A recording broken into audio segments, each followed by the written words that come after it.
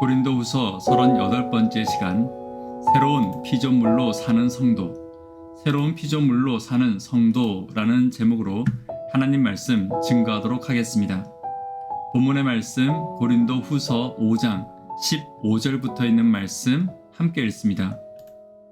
저가 모든 사람을 대신하여 죽으심은 산자들로 하여금 다시는 저희 자신을 위하여 살지 않고 오직 저희를 대신하여 죽었다가 다시 사신 자를 위하여 살게 하려 함이라.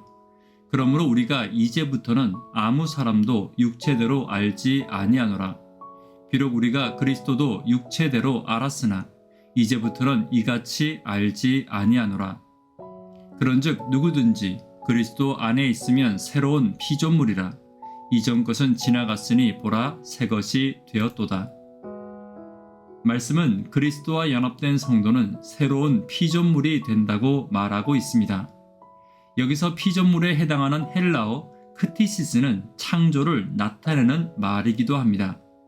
즉 사람이 그리스도와 영적인 관계를 맺게 된다면 그리스도로 말미암아 새로운 창조가 그 안에서 일어나 새로운 존재가 되는 것입니다. 그러나 새로운 창조 이후에도 사람은 여전히 같은 세상에 살고 같은 욕망과 같은 죄의 가능성을 가지고 살아가고 있습니다. 그렇다면 여기서 내가 새로운 피조물이 된다는 것은 죄의 속성에서 벗어난 완전한 존재가 된다는 것이 아니라 그리스도와 새로운 관계 속에서 살아가는 것을 의미하고 있습니다. 바울은 자신을 예로 들며 과거에는 그리스도를 핍박하며 살아갔지만 이제는 그리스도의 종으로 살아가는 관계가 되었음을 말합니다. 과거에는 죄로 사망에 빠질 수 없는 존재였지만 그리스도 안에서 구원받는 존재임을 말하고 있는 것입니다. 그렇다면 이제 새로운 피조물로 그리스도의 종된 우리와 구원받은 우리가 어떻게 살아가는 것이 새로운 피조물로서의 삶인지 본문을 통해 살펴보도록 하겠습니다. 첫 번째는 다시 살게 하신 분을 위하여 살아가야 합니다. 15절입니다. 저가 모든 사람을 대신하여 죽으심은 산자들로 하여금 다시는 저희 자신을 위하여 살지 않고 오직 저희를 대신하여 죽었다가 다시 사신 자를 위하여 살게 하려 함이니라.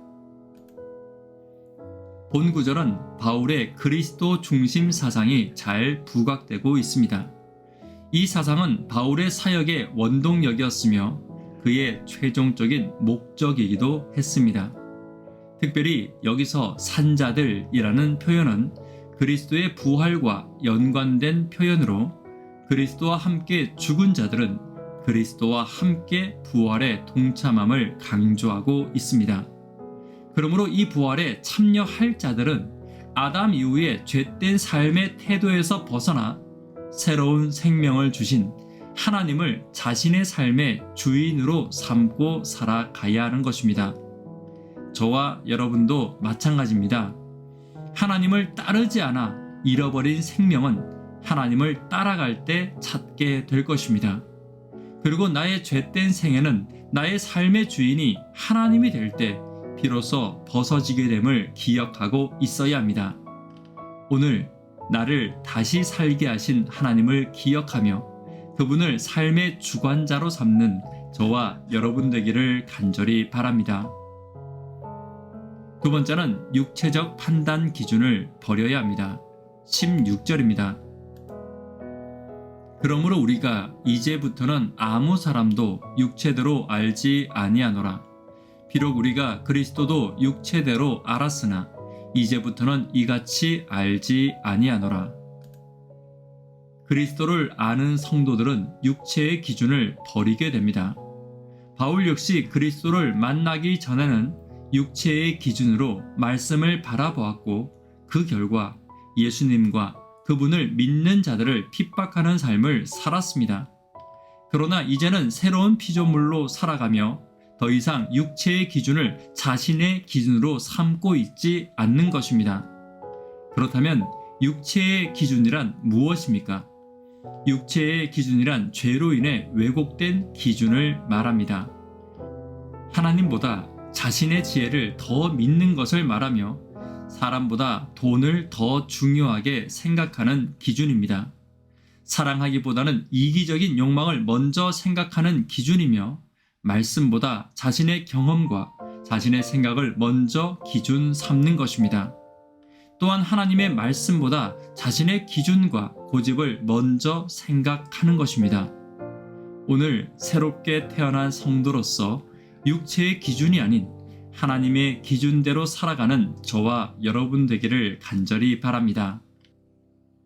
세 번째는 그리스도 안에서 살아야 합니다. 17절입니다. 그런즉 누구든지 그리스도 안에 있으면 새로운 피조물이라. 이전 것은 지나갔으니 보라 새 것이 되었도다.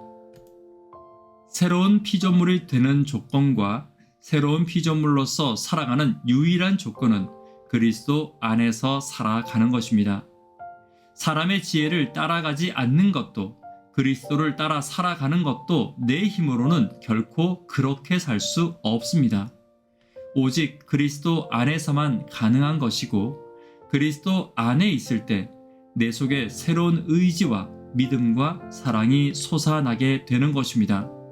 반대로 내가 예수를 믿고 있지만 여전히 이기적이고 여전히 육체의 기준을 따라 사람을 판단하고 권위적이며 사랑하지 못한다면 나는 예수님 안에 있는 것이 아닙니다.